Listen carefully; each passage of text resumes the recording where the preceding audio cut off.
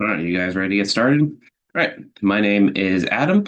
I am the project manager for this proposed outpatient wound care clinic plan. So why are we doing this? The reason we're doing this is that type 2 diabetes patients are becoming a strain on the hospital, the inpatient hospital, of course. The average daily census, so how many of these we have per day, on average is 31. This is a stark increase from last year, which was 24 per day. So we saw a 29% increase in the amount of just type 2 diabetes patients. Their average length of stay in a inpatient hospital bed is 5.8 days, so they're there for quite a bit of time. They're not just quick in and outs. The care for these patients is also getting worse. Referral time for a specialized wound care nurse is from 24 to 48 hours, which is pretty bad. You should probably see someone who knows a lot about your wound care within, probably 24 hours or less. Readmissions have increased from 11% to 18%, so 7% increase, and satisfaction regarding their patient education has gone from 80% to 50%. So not only is there a lot of them and they're taking up a lot of the hospital resources, the care for them is getting worse. So we have a lot of good reasons why we should stop or open up this wound care clinic. So our patients, typically they're male, 50 years of age or older. They have an A1C of 9.0, and they have a family history of type 2 diabetes. Of course, this is not all of our patients, but if you had to like pick one of each of these categories, these are what they are, the majority of them. So before we even started this whole plan, we did a SWOT analysis. If you wanted me to go over this in more detail, I will at the end. Just ask and we'll go over this in more detail. You also should have the slides and the SWOT analysis and the written business plan. So all this is kind of in there. So quick highlights, the advantages. There's going to be plenty of clients in the area. We are in Los Angeles County. This is a heavily populated area, probably the most, if not one of the most populated counties in the United States. Like, in addition to that, 10% of the population or more has diabetes. So there's a lot of them, and it's also increasing. So in the past 3 years, the amount of type 2 diabetics in the United States has increased 12.3%. Just locally, we saw that 29% increase for our hospital alone. So business is booming. Other advantages is that this clinic would already be connected to the inpatient center, which has a lot of other advantages in there. The name is familiar to people. It's not an unknown thing. People like to stick with a business they know. We also already have two specialized wound care nurses. We can just transfer over or send one over to help start the clinic. If patients need more intensive care, we can just refer them to the inpatient hospital. And logistics are easier set. We already have a lot of these contracts with utilities, malpractice, compliance. We're not starting from scratch, so we don't have to build up all these new business relationships. Disadvantages. There's a lot of other competitors in the area. There's, of course, Foothills Presbyterian, which is an Imminent Health, part of that Imminent Health network. There's 3 wound care clinics and 6 urgent care clinics just around Azusa alone. So what this means is that both patients and staff can go to a competitor if they're not satisfied. So patients don't like their care, they can go to a competitor. If staff don't feel like they're getting paid well or treated well, they can go to a competitor. So we just have to keep our quality up both on the patient and staff side. Another disadvantage is that the care of type 2 diabetic patients at our hospital is reflecting deeper problems with our workplace culture. Just the readmission rates, patient satisfaction, that just shows that we're not retaining good staff. The staff could just be lazy, they could be competent, they could be poorly trained. There's a lot of reasons. But either way, we're not keeping good, high quality staff. And if we're not keeping good, high quality staff, that is likely due to bad working conditions. The conditions could be toxic workplace culture. Oh, sorry. Um, it could just be low pay. So we got to figure out why we're not keeping the staff when we open this new clinic. So timeline for implementing or starting the outpatient clinic. Of course, November or last month, this month, we are in the exploration and planning phase. So we created this implementation plan, I recruited 4 more members for my planning team, and there was the analysis and development of this business plan that we're talking about now. Starting next month, if we have the green light, will be the logistics. That will be what will be the first month will be based or focused on logistics. So, securing the initial investment, purchase equipment and supplies, setting up utilities, billing accounts, insurance, all that stuff. So hopefully by the end of January 2027, we'll have an empty building ready to go. We'll just need the people to be in there. Uh, so February, March, we'll be focusing on marketing. That'll be arranging television and online marketing contracts. I will discuss the further details of marketing later, and what that goes into that. We'll also be looking to hire a professional marketing expert. We have to get this new clinic known to the public so we can draw on more people. Because with 31 patients as it is not enough to sustain the clinic. Again, we'll talk about that a little bit later. Um, Now, with these marketing experts in this marketing firm, we will create the initial advertisements. I do expect this to run all the way up until July, just making sure we're on revision 5, 6, however many revisions we need to get an advertisement that we are satisfied with. And that'll be done by two of our planning team people. The other two planning team people will be really heavily working March and April into staffing. So that'll be creating job postings, including developing what their duties and responsibilities will be officially.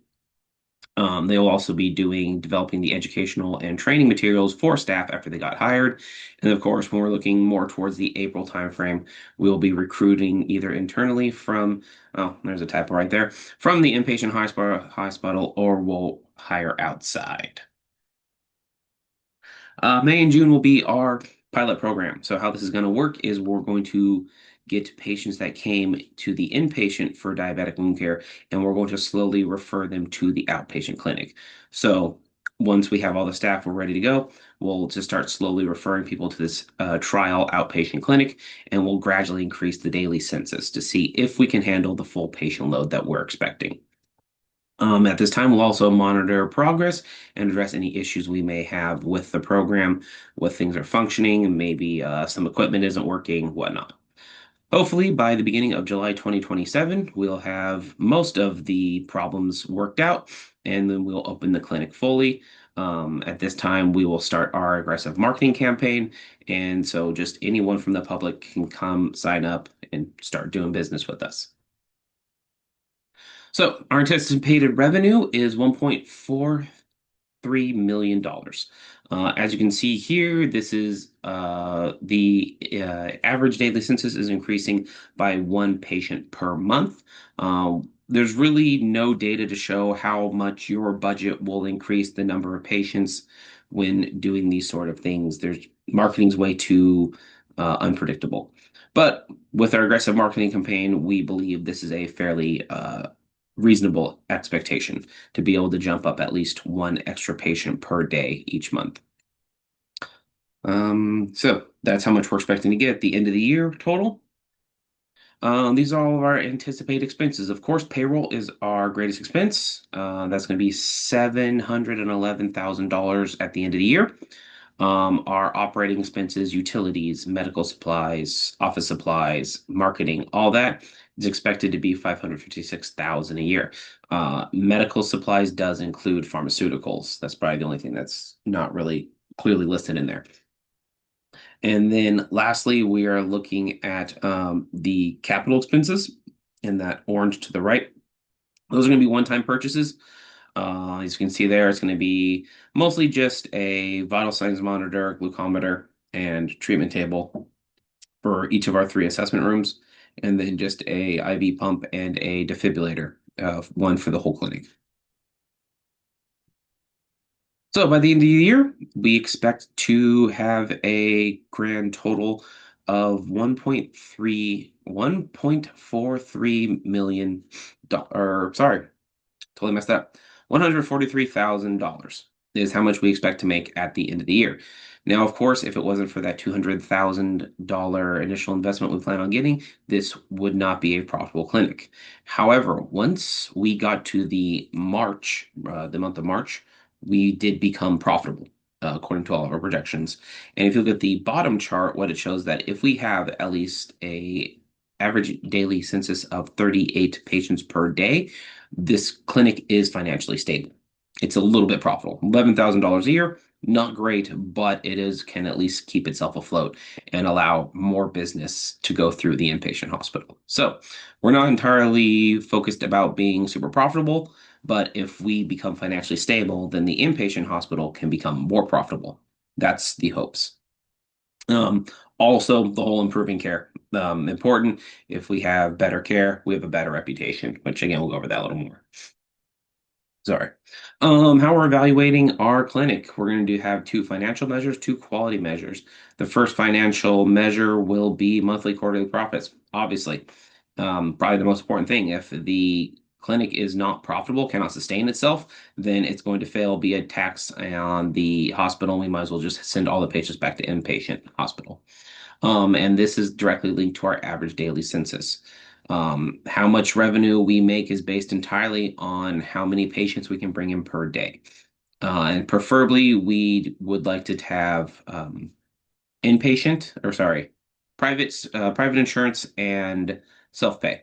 Uh, Public insurance, the Medicare, Medi-Cal, as you guys know, they don't pay as well. They tend to get a lot of rejections or refusals. So it's just easier and more profitable if we can really just get more private insurance self-pay. And then if we need to get more of those, we need less of those patients to stay financially stable. Quality measures. Of course, patient satisfaction. If we're doing a good job, the patients are probably going to be happy. There's some exceptions to that. You'll see that in the written business plan about if patients are kind of able to, if they're walkie-talkie, they tend to start focusing on things that aren't directly related to care, like how good the parking is. But, usually if you do really good care, they're going to overlook those small stuff. The other quality measure is nursing hours per patient day. This is kind of a weird one. Again, this has gone over much more in the written business plan, but what this is how much direct nursing care time is spent per day. So, how much time a nurse is actually spent caring for a patient. Now, this clinic is running very lean. We're going to be looking for 4 to 5 patients through the clinic per hour. So it's going to be really high, and high numbers are good. The reason we're using this metric is it's not only a good metric for how we're doing, but it can also be used to plan how much full-time staff we need. So if we're tracking this, we can use it both proactively and retroactively. Okay, marketing. A lot into this because we need to build up the number of patients we have. Our audience are again type 2 diabetic patients. We're not just going to focus on males, we're going to focus on both male and females. We're not going to get any deeper into that, just very broad. People over the age of 50. According to Crane, these people are very focused on autonomy and independence, as well as emotional connection, spending time with family and friends, just generally having a better quality of life, which also includes financial security. So we're really going to lean in hard on that autonomy, independence, being able to spend time with your family, people you want to spend time with. Um, this is all kind of the opposite of being stuck in a hospital bed for 5.8 days. So that is going to be our marketing message. We're going to take the outpatient diabetic wound care service and we're going to juxtapose that to being stuck in an inpatient bed environment. And the way we're going to do that is we're going to show images or videos of older people being hooked up to IV lines, being all tangled in them. They'll be setting off bed alarms and when they're trying to get up. So that shows like you don't have independence. You have to, call for a button, ask for permission from a nurse to get out of your bed, essentially. That's not what they want. They want to be free to do what they want. Um, and so after we show that whole, patient not looking happy, being stuck in a bed, having to get permission to get out of bed, then we'll show images of patients happily walking in and out of our outpatient clinic. Of course, all of the people in the patients will be older people, kind of like the image, this very clip art generic image I found from Getty Images. This is something we want to kind of show that they're walking out of the hospital, they're happy, they're with their family, whatnot. Our mediums that we'll be using will be television and online. People 50 years and older still mainly get their entertainment from television. They also find television more trustworthy because the internet's full of scams. Um, Typically, or statistically speaking, older people are more vulnerable to newer types of scams and trickery on the internet, so they don't really trust the internet. They think television is more reliable because it goes through all these proper channels. Television is also more affordable. According to Crane, it can be 10 times more affordable than online marketing. However, we cannot ignore the online. It is still digital supremacy is still the thing. Um, and people that are older are still quite active on social media. They spend a lot of time and money online as well. The other nice thing about online marketing is going to be specifically tailored to certain individuals. If we can have our ads not get shown to 20-year-olds, we can set it where we want it to go. These are very possible. Our marketing goals, as said before, is to increase the average daily census by one patient per month. We have 3% budget allotted for this aggressive marketing campaign, so we should get quite a good amount of people. To monitor it, we're going to use analytics software like they have in Google Ads. Television advertising, we'll have to rely on Nelson rating systems, so we probably won't use that. More likely, our best way of figuring out what works is to survey patients when they come to the clinic, whether it's on paper or just have someone ask them, how do you hear about us? That'll give us our best feedback on what's working or what's not working. So, in summation, we should be fiscally stable through the first year.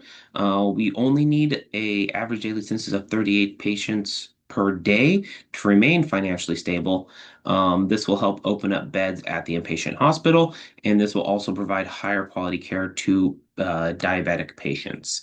And then in turn, this will help improve the reputation of Azusa Regional Medical Center, and then that, of course, will increase patients for both inpatient and outpatient and increase profits, making us more financially stable. Here are my references. Any questions? No? Great. Well, thank you for your time, and I hope you all have a lovely day.